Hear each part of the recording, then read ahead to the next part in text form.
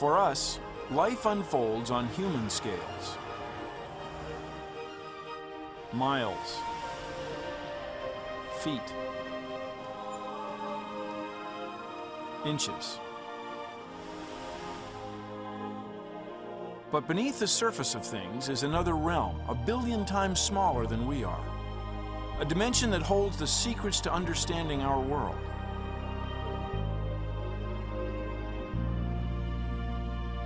What makes steel strong?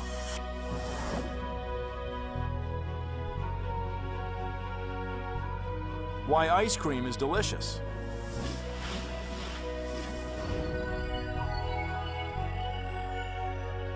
What makes life possible?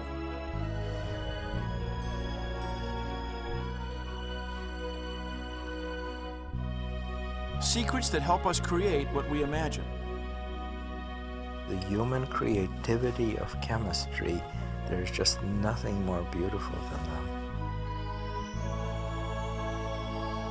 that. This is the realm of chemistry, and these are its greatest discoveries.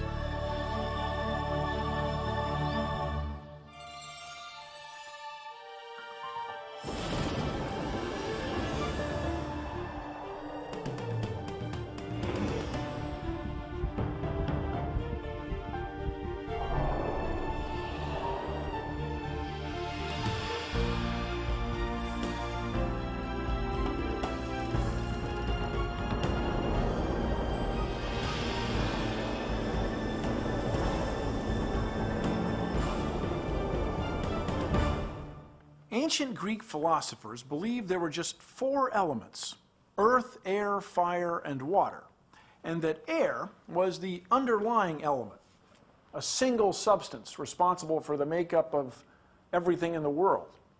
Centuries later, Leonardo da Vinci was among the first to suggest that instead of being an element, air might consist of 2 different gases.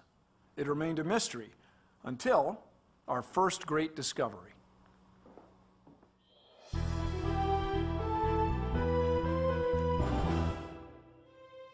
England, the latter part of the 18th century.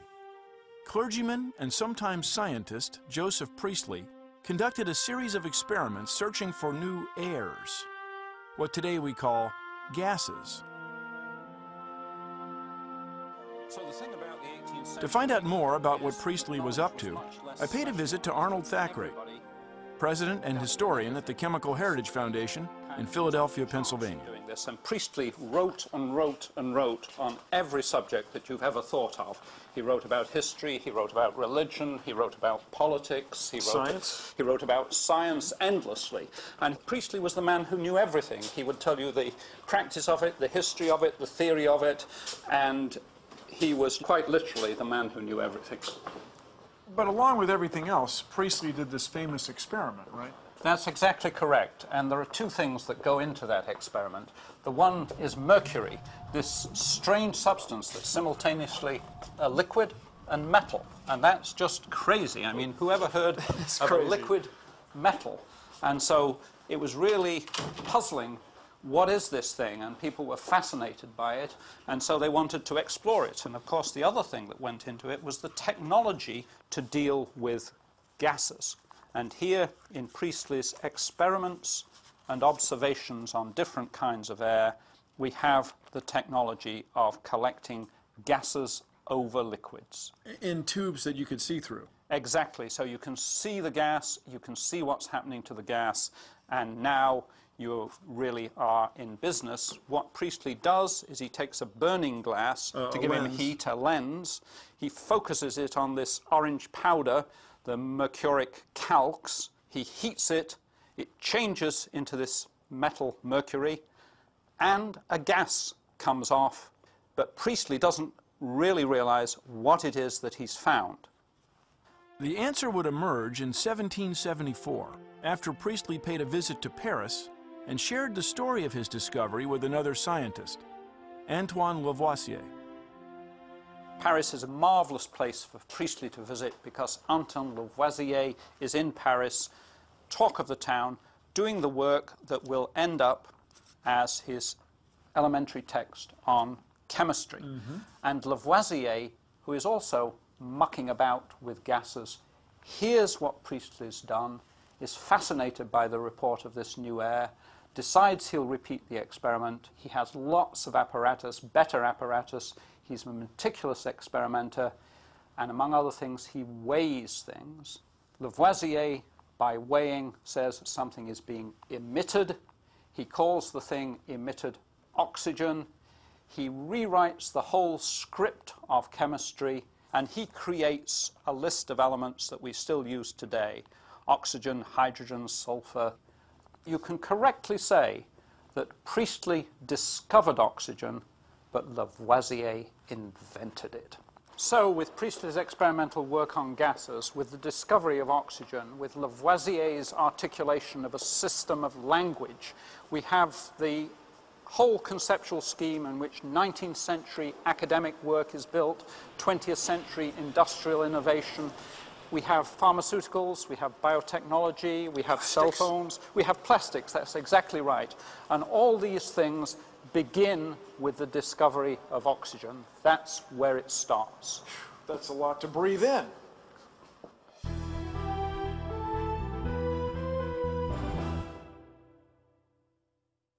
In the early 19th century, a British schoolteacher named John Dalton was hard at work, pursuing his fascination with chemistry, which would lead to our next great discovery.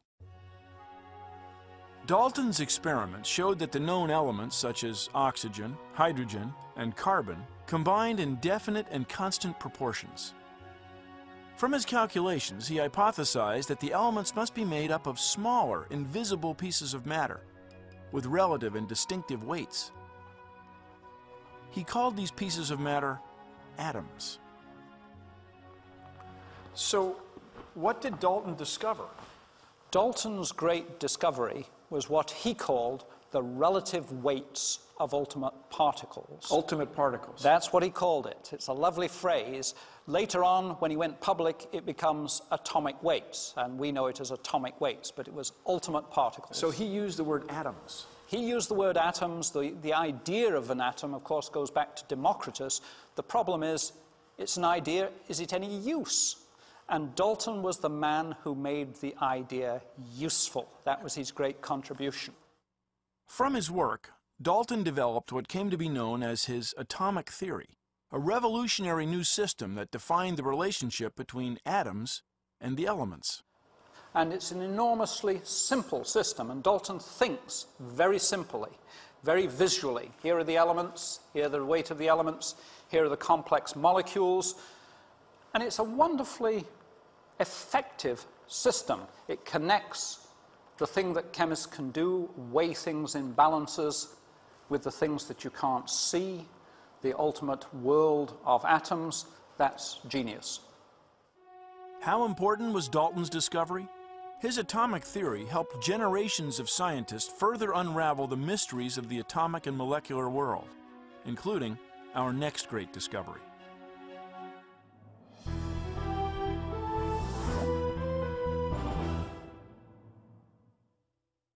In the early 1800s, French chemist Joseph Gay-Lussac was conducting a series of experiments designed to study Dalton's atomic theory when he observed something odd.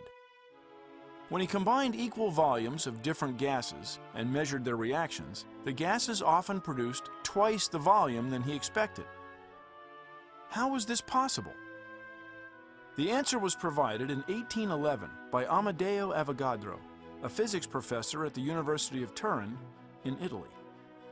While studying the results of Gay-Lussac's research, Avogadro had an insight. At the time, it was believed that gases were made of single atoms. Avogadro realized this assumption was wrong. The gases were made of multiple atoms, what came to be known as molecules. The realization that atoms could be rearranged to form molecules was the breakthrough that enabled scientists to move out of the chemistry dark ages and begin systematically creating new compounds.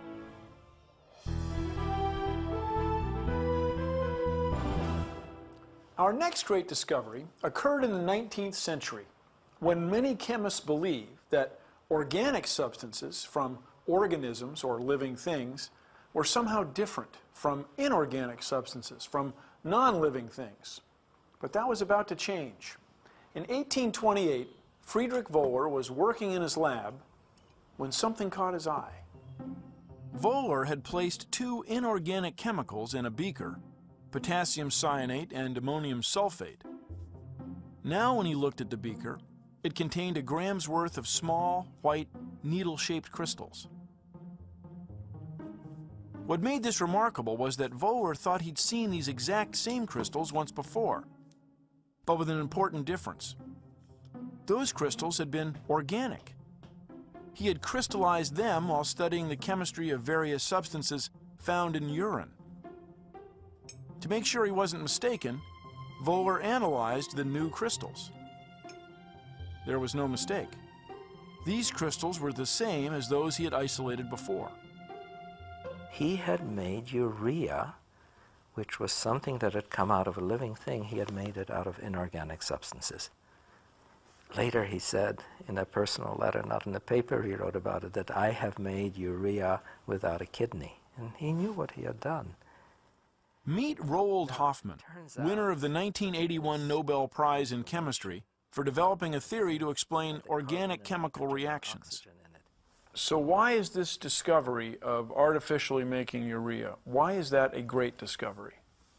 You know, there comes a time when you need a discovery, and it's sometimes a single one, to cross a border, to break down a wall. This is what this discovery was. Wow. It's not that it was so important in and of itself, but at the time that it came, the simple making of urea out of two inorganic chemicals, when it came, it caught people's attention. The whole story of the discovery is about the underlying basis, the building blocks of all matter, organic and inorganic, being the same, atoms.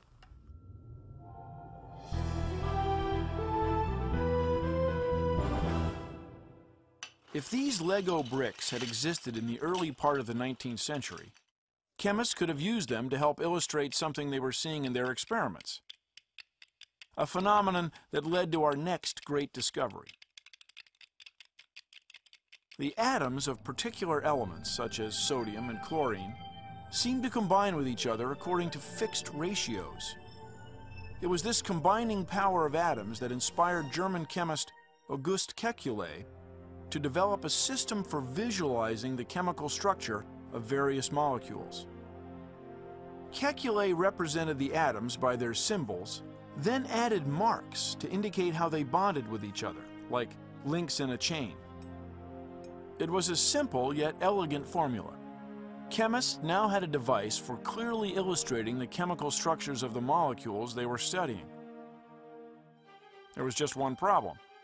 Benzene was the only known chemical that would not fit Kekulé's formula. Benzene's chain of carbon and hydrogen atoms required more combining power than the formula would allow. And all these organic chemistry professors are puzzling about it and offering different explanations. And one of them, August Kekulé, sitting by the fire one evening, falls asleep and starts to dream about a snake. And if you think about a snake, what Kekulé dreams of is the snake catches its own tail. And if you think about this, maybe the thing is a ring. And that gives you an answer to the puzzle. The 6 carbon atoms of the benzene molecule weren't linked in a chain. Like the snake, they formed a ring, each with a hydrogen atom attached, with alternating single and double bonds. Within a short time, Kekulé's insight was confirmed, and its effect was revolutionary. Chemists knew that all organic substances contained one or more carbon atoms in their molecules. With Kekulé's discovery, they now had the underlying formula to explain how carbon combined with other molecules to form a world of chemical compounds. The modern era of organic chemistry was born. Now, with this thing being so simple, that is to say, the snake bites its tail, why is this considered a great discovery? Here is a recipe for new drugs, new medicines, new understanding. If you go back in time, in Dalton's day, a couple of hundred compounds. Soon it's a couple of thousand. Soon it's 10,000. Astonishing. Soon it's 100,000. Last year, 15 million new compounds were registered, all built on this simple template. This is a work of genius.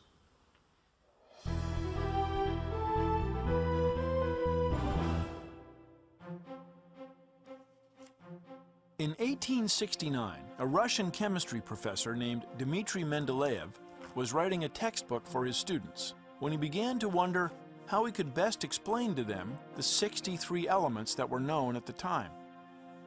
To help formulate his thoughts, he constructed a card for each element.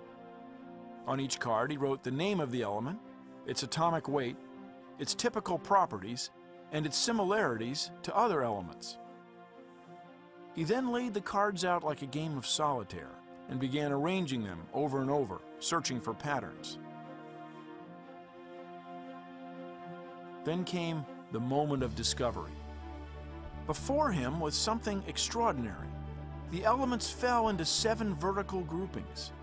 Each periodic grouping had members that resembled one another, both chemically and physically. Mendeleev had discovered the periodic table of the elements, a map showing how all the elements related to one another.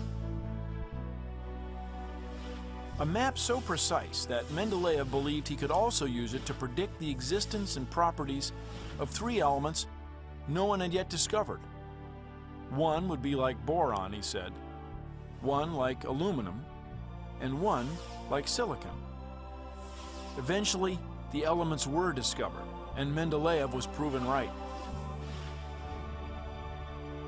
There was actually a little bit of controversy because a German chemist named Lothar Meyer had come up with roughly the same idea. But Meyer didn't quite have as much courage. So that's actually an interesting thing. Here is this German who comes up with the same idea of periodicity, of which there were hints already before, but he doesn't make the predictions that Mendeleev does. So here we see the power of a risky prediction in having people accept a theory. There is nothing more powerful than making a prediction that's not obvious. And then have it come true. And have it come true. Mm. The periodic table is our icon. I mean, it's what we associate with chemistry. You go into any chemistry room, you see it. Why is the periodic table of elements significant? It forever changed the way that everyone would learn and understand the elements. The periodic table of elements is to chemistry as notes of music are to a Beethoven sonata.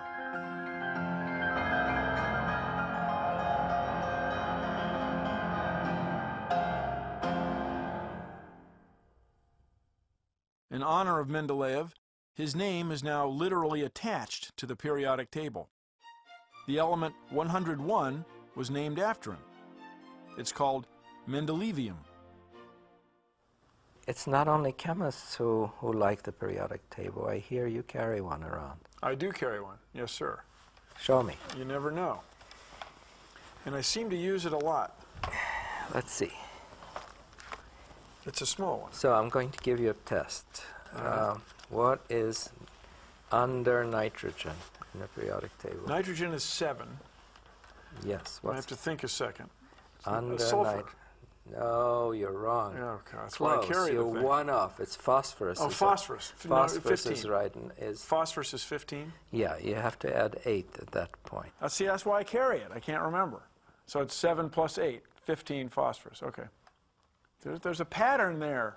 I get it now.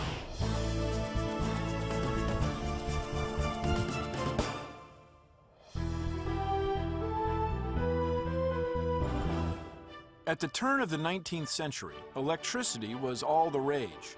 People were busy making batteries and connecting them to just about anything to see the reaction. Electricity was like a new kind of fire. One of the great battery junkies of the day was Humphrey Davy, a self-taught English chemist. In 1807, Davy was performing a battery experiment in his lab. He melted some potash, a mineral found in the ground that also forms in the ashes of wood. Chemists had speculated that potash was a compound of several elements, but had not been able to prove it. Davy wanted to see if electricity might provide the answer. He ran some wires from one of his biggest batteries to the melted potash. Pure potassium began to emerge. Davy had discovered the power of electricity to react with chemicals and transform them. Eventually, electrochemistry led to the rise of the aluminum industry, the production of semiconductors, solar panels, LED displays, even rechargeable lithium batteries.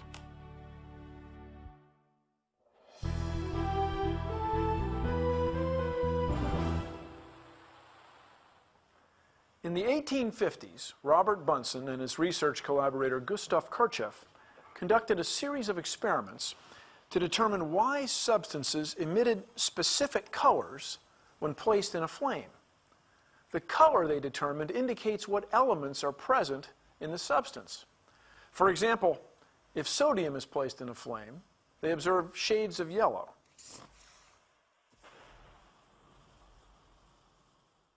Copper, shades of green.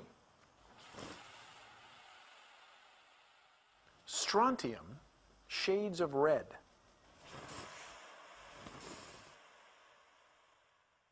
That was a good one.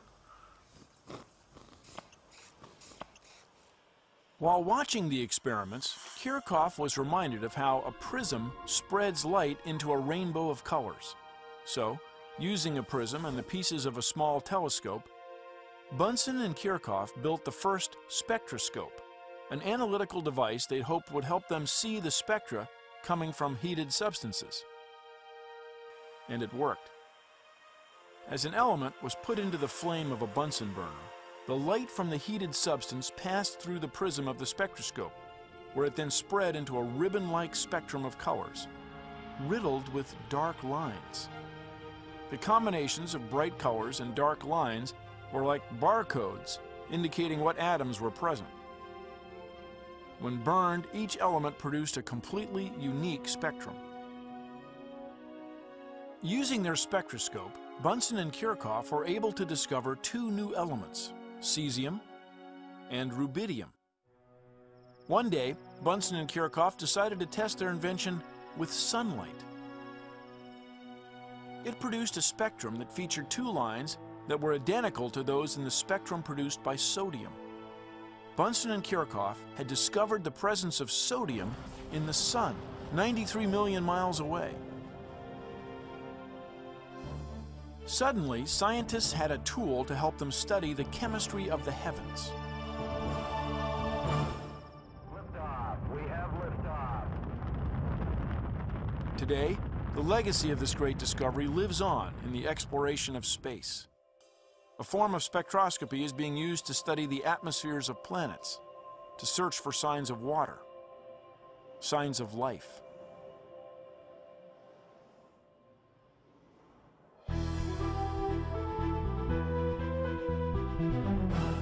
Our next great discovery is the story of Joseph Thomson and the electron. Here we are. So everything that we can see is made of chemicals. That's right. What's the And future? they're all bonded through electron interactions. Thank goodness.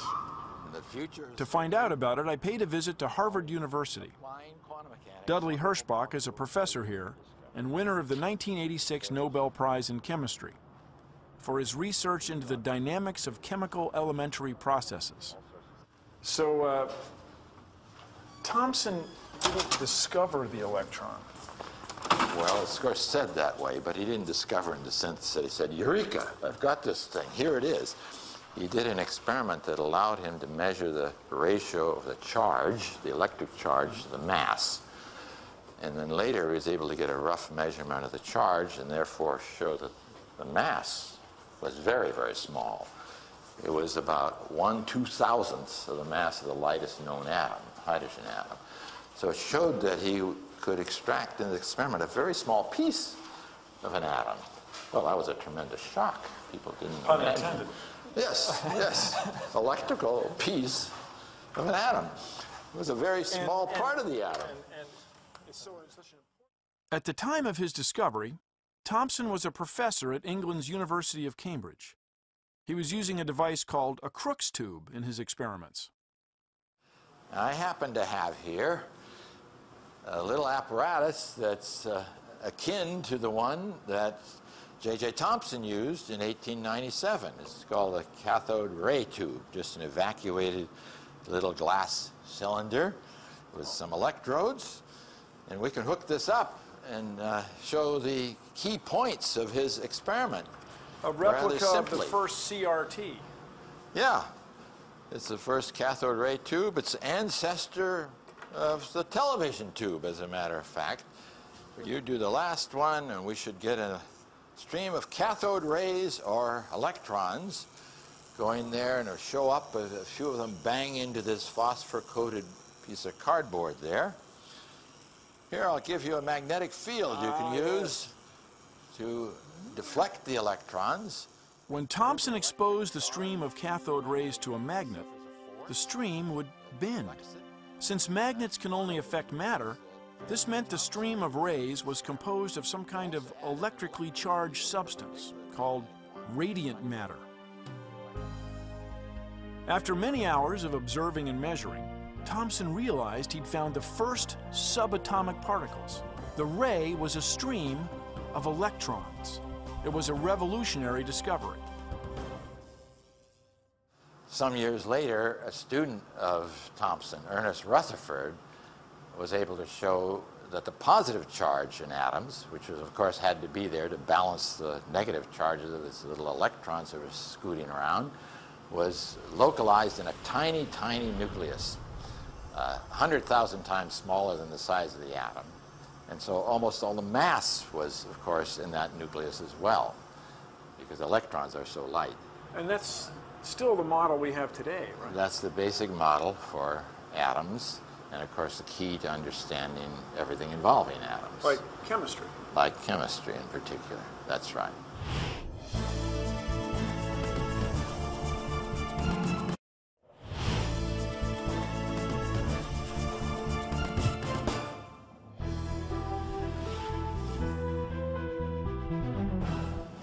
Scientists were just beginning to discover the anatomy of the atom. Now they wanted to understand its behavior, specifically the mechanism that enabled the atoms of certain elements to combine with the atoms of other elements to form new substances. In the early 1900s, American chemist Gilbert Lewis developed a model of the atom that provided an answer. It is he who explained that electrons in atoms, and chemistry is about electrons, it's not about nuclei, that the electrons in atoms went in shells around the nucleus. In Lewis's model of the atom, each shell allows only a maximum number of electrons. Lewis theorized that two chemical elements might combine to form a compound when they give up or accept electrons from their outer shells. For example, on their own, sodium and chlorine are hazardous. But when a single sodium atom gives up the electron from its outer shell, and a single chlorine atom's outer shell accepts it, this exchange allows the two to bond and form the compound sodium chloride, table salt. Gilbert Lewis's theory was an extraordinary breakthrough. It enabled scientists to begin making chemical compounds, millions of them, compounds that have shaped the face of modern life.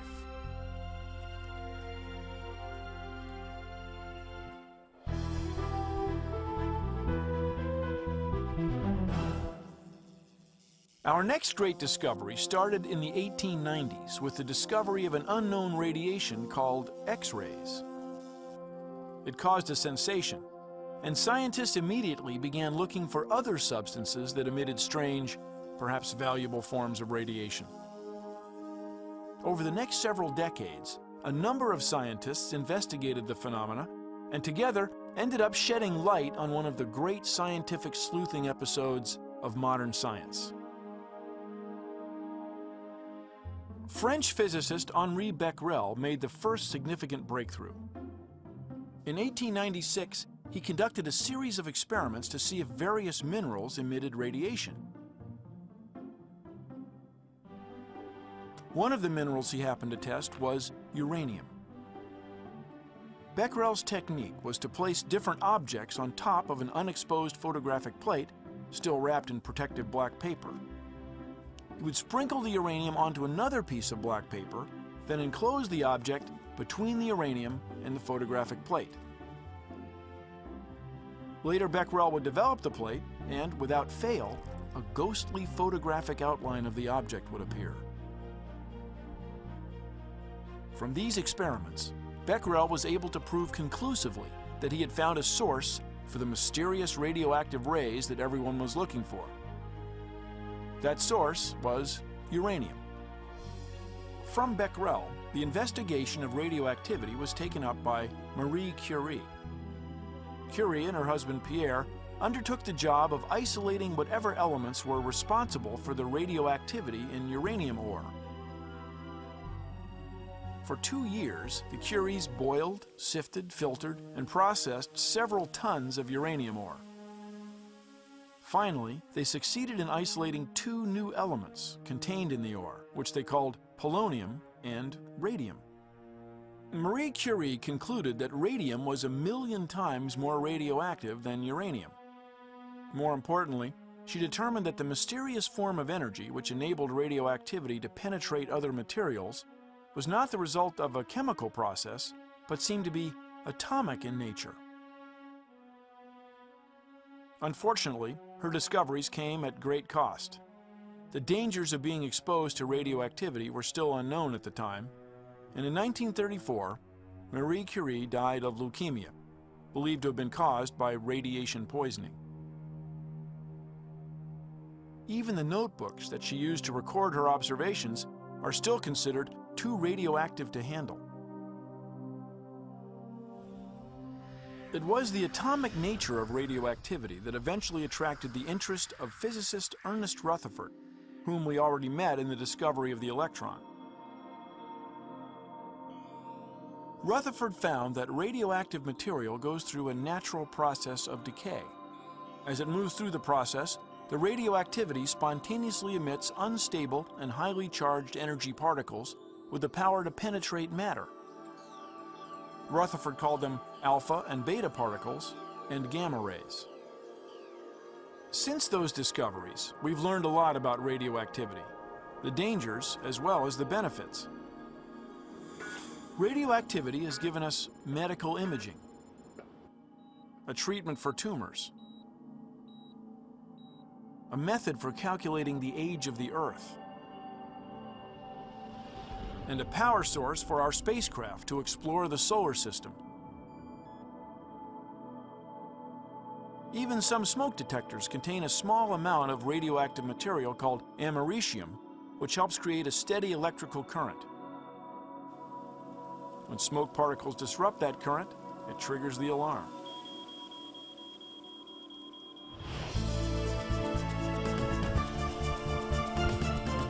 Centuries ago, alchemists set their sights high. They sought infinite wealth and immortality through miraculous transformations of matter. They came up with useful tools and glassware, but not much else. Chemists, on the other hand, set their sights a bit lower and ended up changing the look and feel of the material world, as did our next great discovery.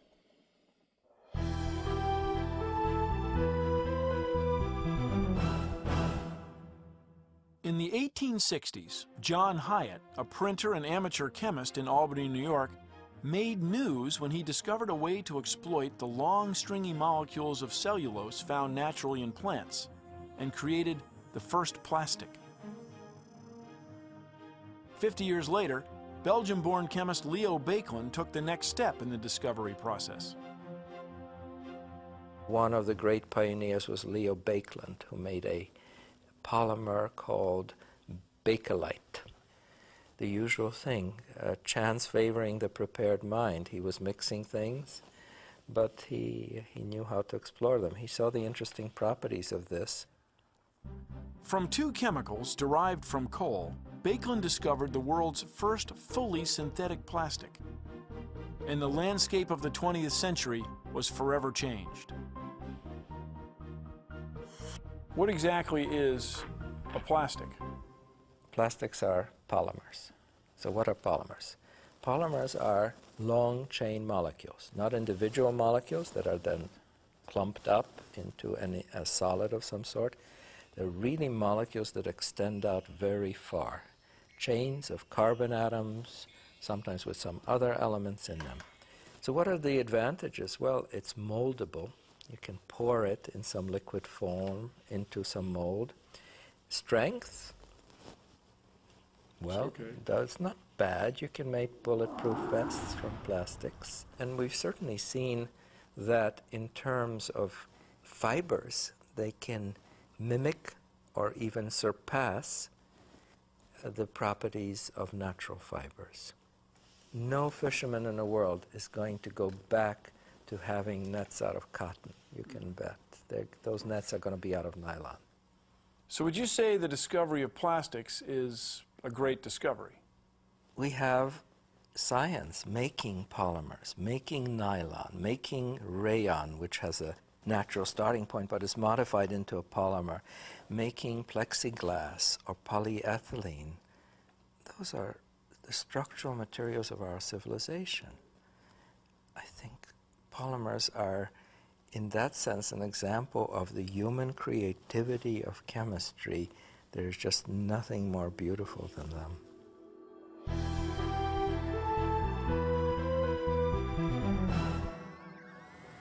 This single gram of black powder costs $500, about 30 times the price of gold.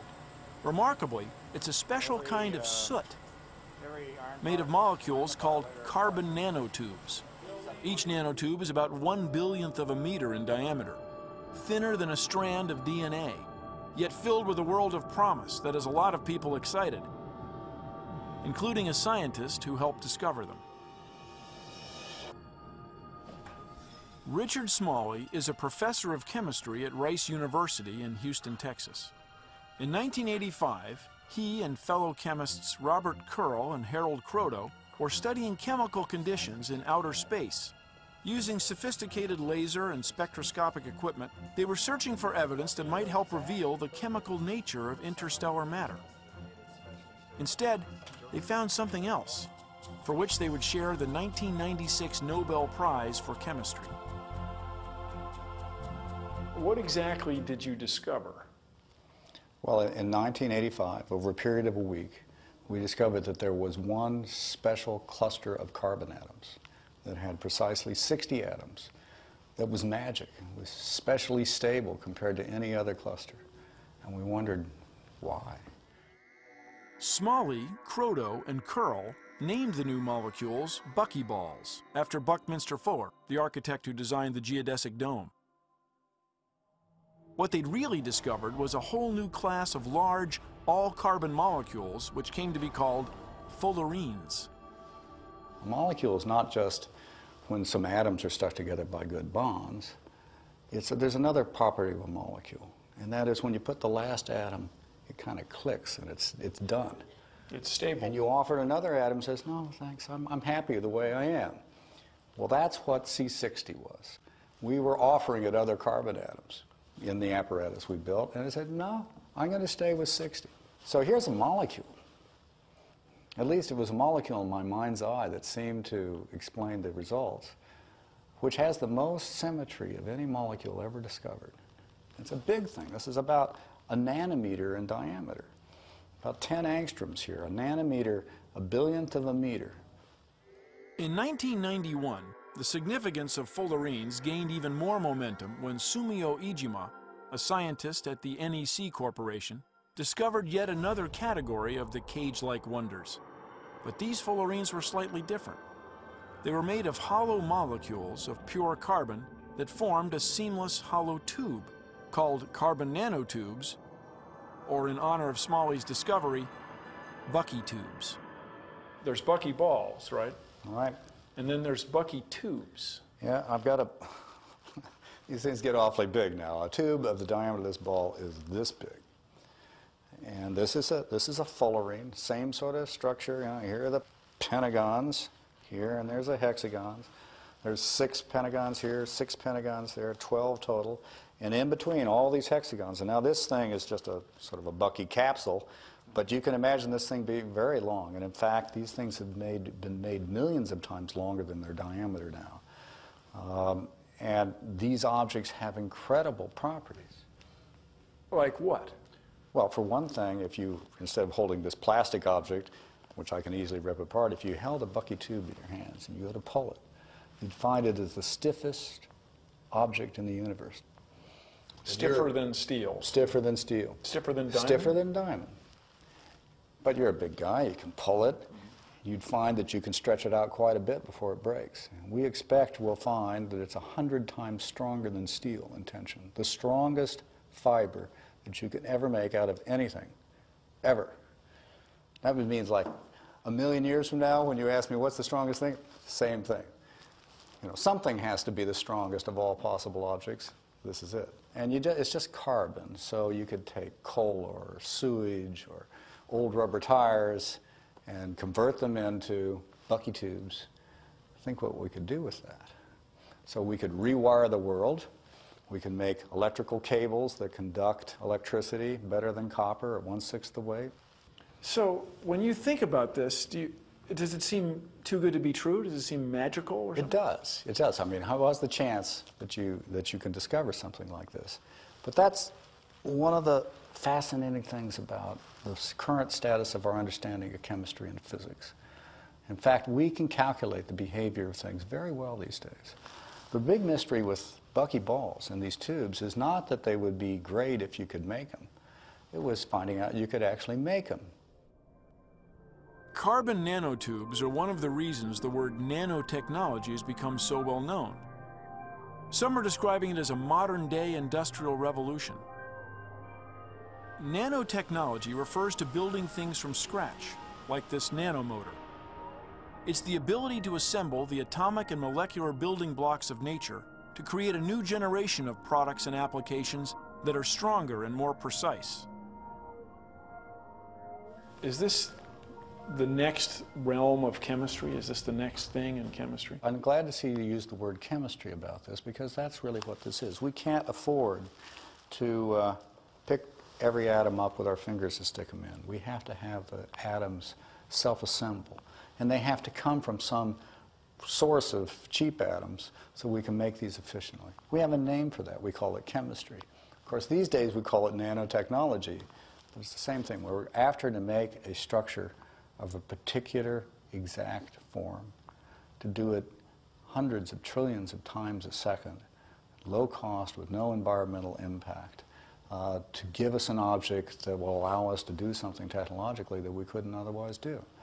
Making objects with, if we're really good, the ultimate level of finesse, the way nature has always built the molecules of living cells. We'll now do this everywhere. So it keeps you coming to work. Yeah. There's a certain romance about it.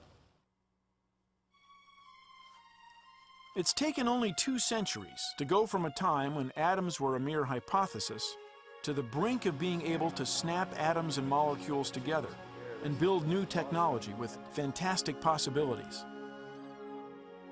And the great discoveries that we've just seen helped make it happen.